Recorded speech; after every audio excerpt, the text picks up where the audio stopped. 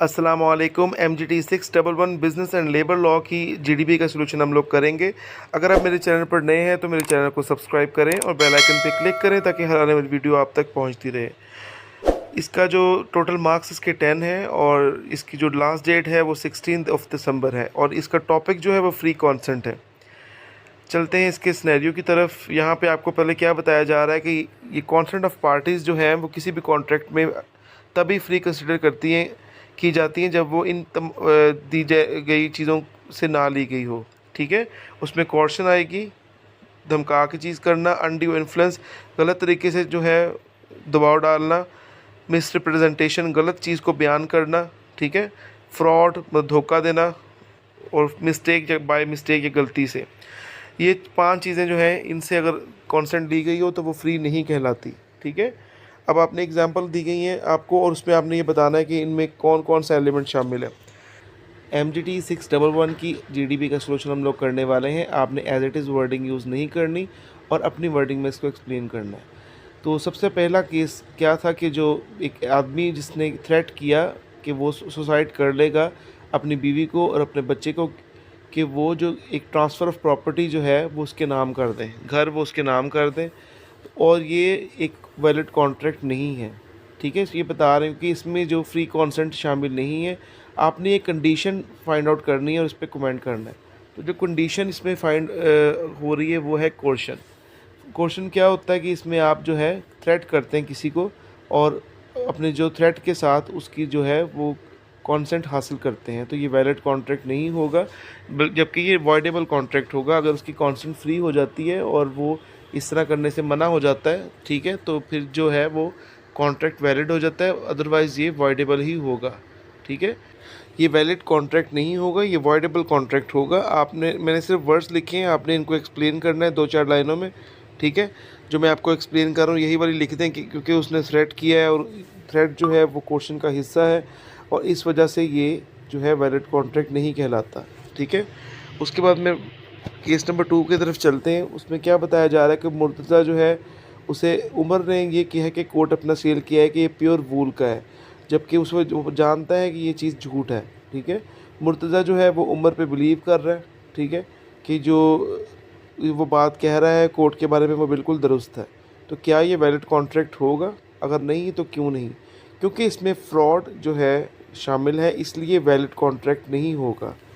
ये वॉइडेबल होगा क्योंकि अगर इसकी वॉइडेबल बेशक आप ना लिखें पर ये आप लिख सकते हैं कि वैलिड कॉन्ट्रैक्ट नहीं है।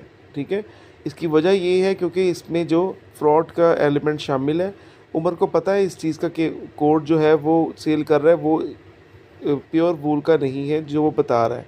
ठीक है, तो ये फ्रॉडुलेंट एलिमेंट शामिल है इसमें, इस वजह से वैलिड कॉन्ट्रैक्ट नहीं होगा। और वैलिड कॉन्ट्रैक्ट के लिए ज़रूरी है कि जो आपकी कॉन्सेंट फ्री हो और आप जो है वो पूरे तरीके से जो कॉम्पिटेंट हो इस चीज़ के बारे में कि हमने जो चीज़ सेल कर रहे हैं वो बिल्कुल सही है, और जो ख़रीदने वाले को इस चीज़ का पता होना चाहिए कि जो वो चीज़ ख़रीद रहा है वो बिल्कुल सही है और बेचने वाला उसको सही गाइड कर रहा है। तो इस लिहाज से ये फ्रॉडुलेंट एक्टिविटी है और ये वॉइड कॉन्ट्रैक्ट भी कह सकते हैं इसको, ये वॉइडेबल भी कॉन्ट्रैक्ट है, दोनों में से जो मर्ज़ी लिख सकते हैं आप।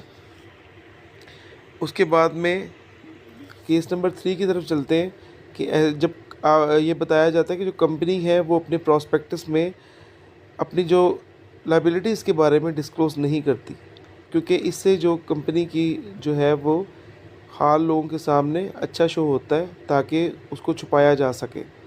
अगर ये डॉक्यूमेंट एग्जिस्ट करे तो इससे जो है वो कंपनी की इमेज डिफरेंट तरह से लोग देखते हैं।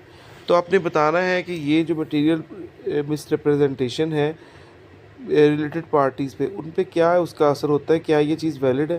तो ये चीज़ वैलिड नहीं है क्योंकि जो उसकी पार्टीज़ हैं, ठीक है, उनका राइट है कि वो इस चीज़ के बारे में जान सकें कि जो उनकी जो कंपनी है उसकी लायबिलिटीज़ कितनी है, क्या वो ऊपर की तरफ जा रही है या वो नीचे लॉस की तरफ आ रही है।